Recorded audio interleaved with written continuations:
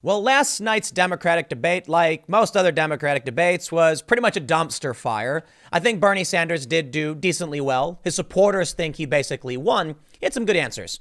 However, he did say one of the stupidest things I've ever heard, trying to pass the buck on his violent supporters and the harassment coming from Bernie bros. He actually tried suggesting that the online attacks from his supporters are, in fact, I don't want to be too paranoid here, but maybe Russia.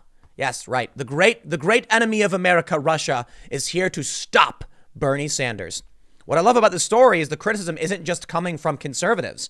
The Daily Caller, which is Tucker Carlson's outlet, certainly covered the story, but so did the establishment left Daily Beast. Look, a lot of people for a lot of reasons don't like Bernie Sanders. Let me talk about the Bernie Bros smear and why this is really, really stupid. For the longest time, going back to 2015, they have tried to smear Bernie Sanders as having an army of bros. These are people online who harass anyone who dare say anything negative about the 78-year-old socialist who recently had a heart attack. It's true. But here's the thing. At first, I'm going to have to push back on these journalists, these crybabies who are upset that someone said mean words to them on the internet. You ever see that tweet? I think it was from Tyler, the Creator, where he was like, how does cyberbullying exist? Just like move your head. Close your eyes. Don't look at it. I just don't read my mentions. Do you have any idea the amount of psychotic vitriol that pours into my mentions every day? I just don't click the button. I ignore it. And you know what? Life is so much better because of it. So these journalists that want to complain, they're actually just whiny babies, or for the most part, it's an excuse. Here's the thing, though. The Bernie Bros, yeah, they're real people. It's just a matter of whether or not you can tolerate mean words on the internet, and I think you should. So for the most part, I was very dismissive of this whole Bernie Bros smear. There are people who are nasty in the Sanders campaign, and we've seen it from Project Veritas. Now, here's what I love about what Bernie Sanders is suggesting. First, I will give him credit where credit is due. He does denounce the awful people and the stuff. You know, he basically says they have no place in my movement. I disown those people. Much respect. I'm not going to play these stupid games the media does where they're like, Donald Trump didn't denounce these awful people. He did. And Bernie just called these people out. However, Bernie's campaign never called out his own staffers when Project Veritas exposed those videos where they're talking about putting conservatives in gulags. Now, here's where it gets really funny. If Bernie wants to suggest that some of these online attacks are Russians, how do you explain all those little Antifa Bernie supporters you got running around bashing people's skulls in? Are they Russian agents deposited in the United States? Sleeper agents creating and joining the communist revolution, going around giving Bernie Sanders a bad name? And why would they go after Bernie when Russia was actually trying to help Bernie? Well, I shouldn't put it that way.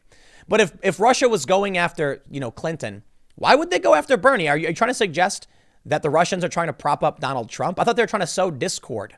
Let's read this story from the Daily Wire, and we'll talk a little bit about the results of this Bernie Bro stuff. Bernie Sanders suggests online attacks from Bernie supporters might be the Russians. Oh, I love it. Independent Vermont senators suggested Wednesday that attacks attributed to his supporters known as Bernie Bros might be the Russians trying to divide America. Sanders made the argument during the Democratic primary debate in Las Vegas after taking criticism for not doing more to prevent his supporters from attacking others online. No, stop. Drop the online stuff, dude. How come no one's calling out Bernie supporters for literally attacking people physically? I'm serious. In San Jose, I think this was 2015 or 16, I can't remember. I think it was 2015 because it was before the nomination. Bernie Sanders supporters were going around beating the crap out of Trump supporters. I watched an old couple, had to be in their late 60s, get pushed to the ground. Someone took the MAGA hat off their head, set it on fire. Yeah, that stuff was going on. Those were Bernie supporters. And the Bernie supporters got mad saying, you don't know that, Tim. They were wearing Bernie shirts. Some of them were holding up Bernie signs. And Bernie actually did call them out back then. Why won't he do it now? Well, certainly he will answer for the online harassment, but this is not the focus.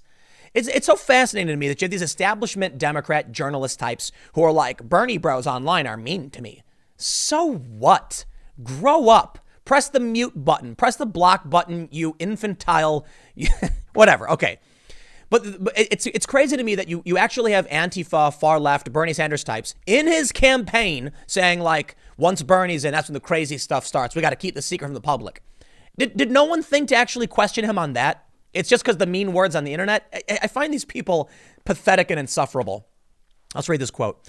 We have over 10.6 million people on Twitter, and 99% of them are decent human beings. That's true. are working people and people who believe in justice, compassion, and love.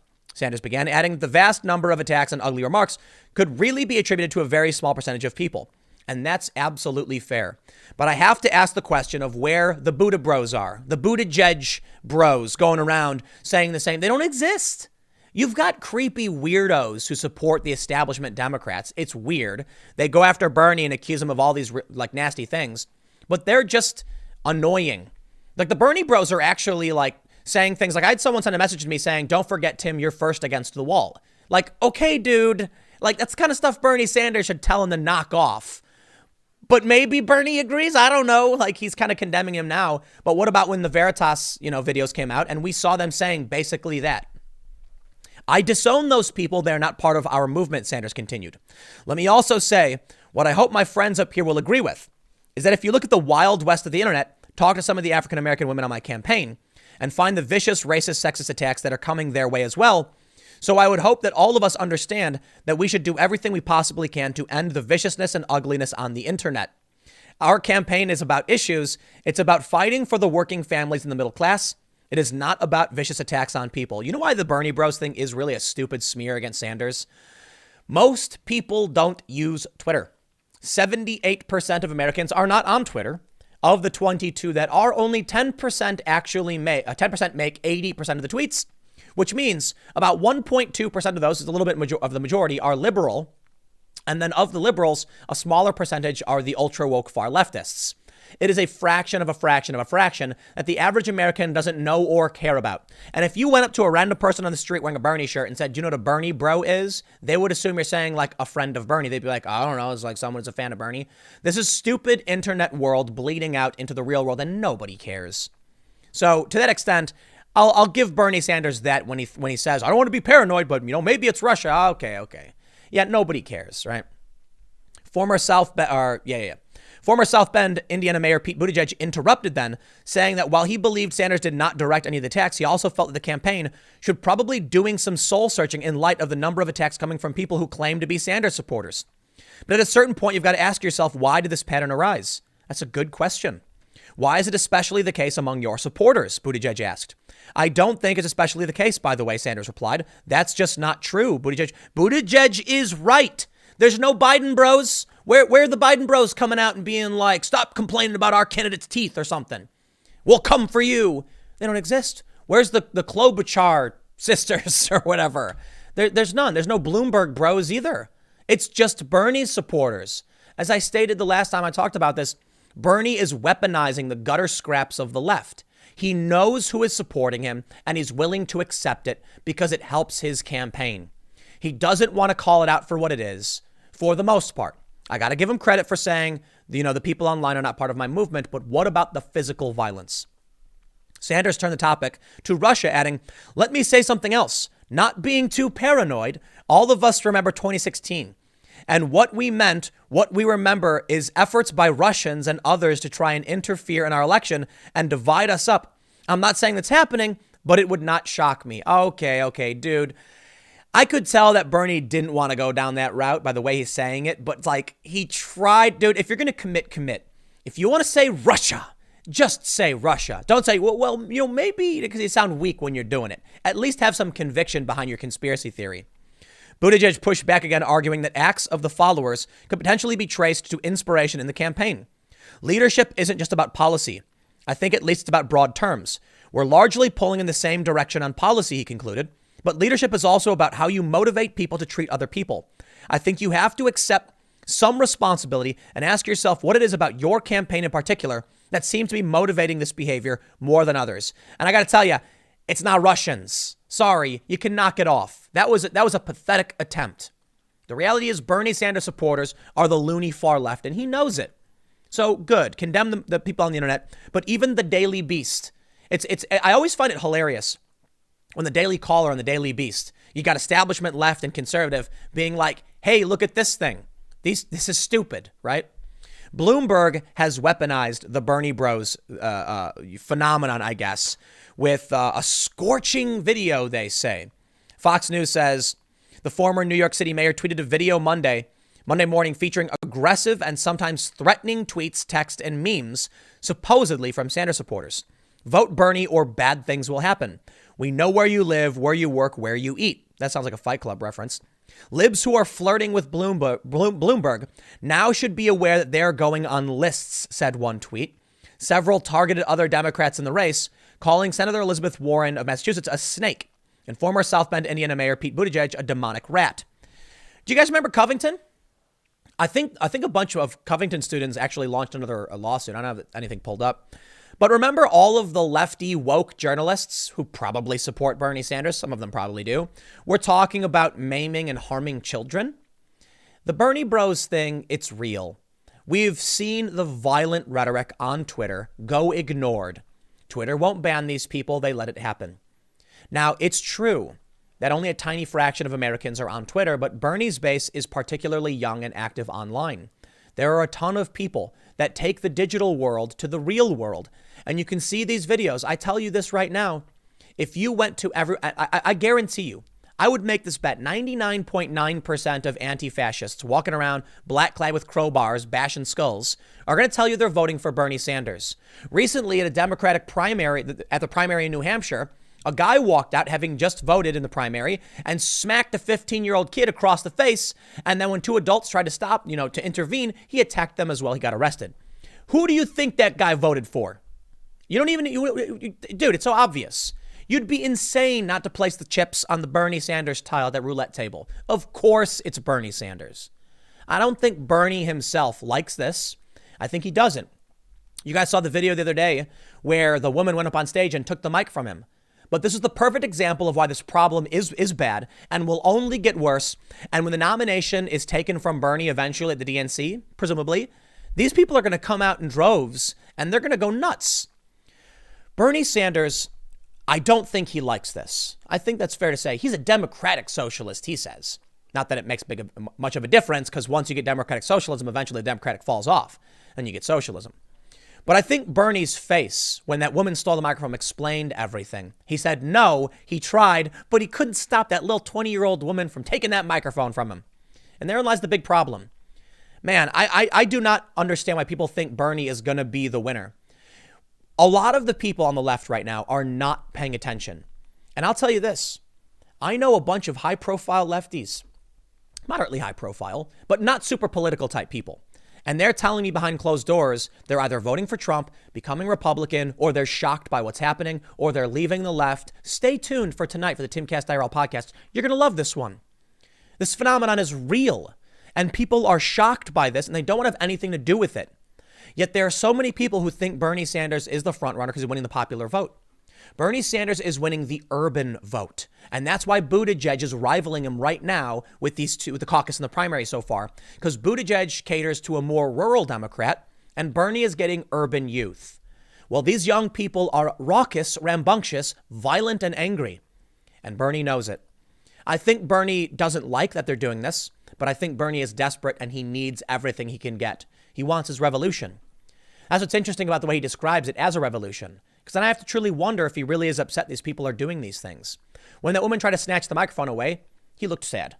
So do you think when the average American gets wind of who Bernie Sanders is in terms of strength, they're going to stand behind him over Trump? I just can't see it. When it comes to who the president is, strength is so important. And that's one of the reasons Trump wins. I think it's really funny when you look at the arguments on the stage between Bernie Sanders and Bloomberg as it pertains to wealth. Bloomberg turns to Bernie and and he says, well, what a great thing in this country that the most well-known, or whatever he said, most well-known socialist is a millionaire who owns 3 houses. And Bernie turns to Bloomberg and he's like, well, you're a billionaire and where is your house? Tax haven. And they're fighting. They all go after Bloomberg for being a billionaire. Now, I'll tell you, I'll be the first to say that Bloomberg is buying the process and the DNC let him in, and that's nasty. Think about what Trump said, though. When Trump was challenged on being rich, he didn't deny it. He straight up said, you bet I bought all these politicians. I know how it works. It's gross. And I used to do it all the time. He straight up told the people. When Trump is just, he literally comes on stage and imitates body slamming a journalist. Not a fan. I don't like the idea of a billionaire president, body slamming. But you know what? He's honest about it. He embraces who he is. Think about Elizabeth Warren getting off that private jet and then like ducking behind. Do you see this video? She gets off the private jet and then she like ducks behind one of her employees or aides or campaign staffers. And like they're filming and she's like, oh no, they get slammed for flying first class. They eat themselves alive. You know what Trump did? Trump literally has his jumbo jet pull up behind him and he stands in front of it.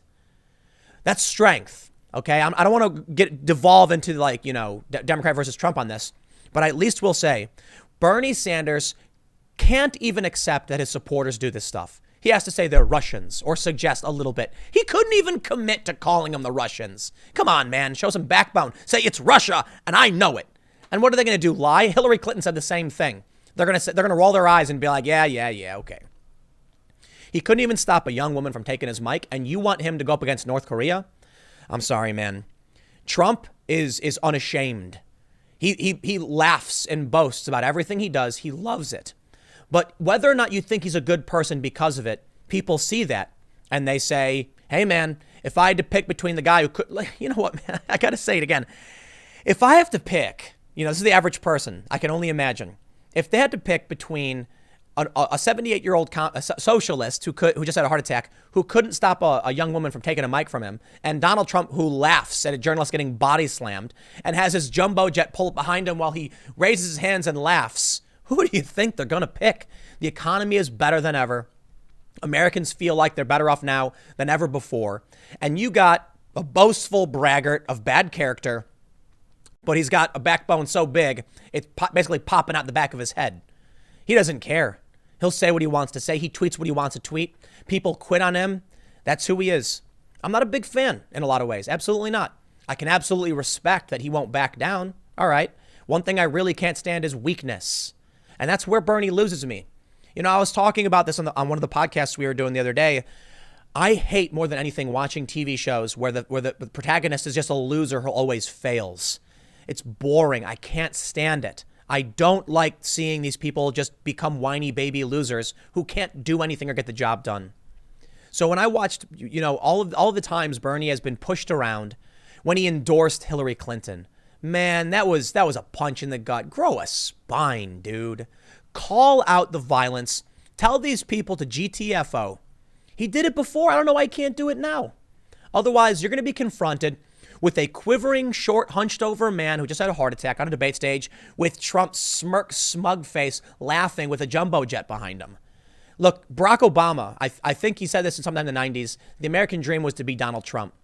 Let's say you're on the left, you might not like this man. You might think Trump is bad in a lot of ways. But Americans are staunch individualists who have this dream of being, of rising up, of crossing the class barrier and being like Trump. Being able to do whatever you want, say whatever you want, fly around in a massive jet, and then become the president. People look at that and they're like, that's America. And unfortunately, to an extent, it is. Trump represents the worst of our culture, at least in my opinion. That was the big saying in 2016. Hillary was the worst of the government. Trump was the worst of our culture. But at least Trump did represent American culture. The desire to be better and the best, to call no man mister. I think that's what Fry in Futurama said. He can say whatever he wants to anybody and no one can stop him. And now after these failed attempts from Democrats trying to bring him down, he just laughs all the way to the White House, gets Bill Barr to do what he wants to do or whatever. And you got to contend with Sanders, who can't even call out the violence in his own campaign. I'll leave it there. Stick around. Next segment's coming up at 4 p.m. YouTube.com/Timcast. Thanks for hanging out, and I will see you all there.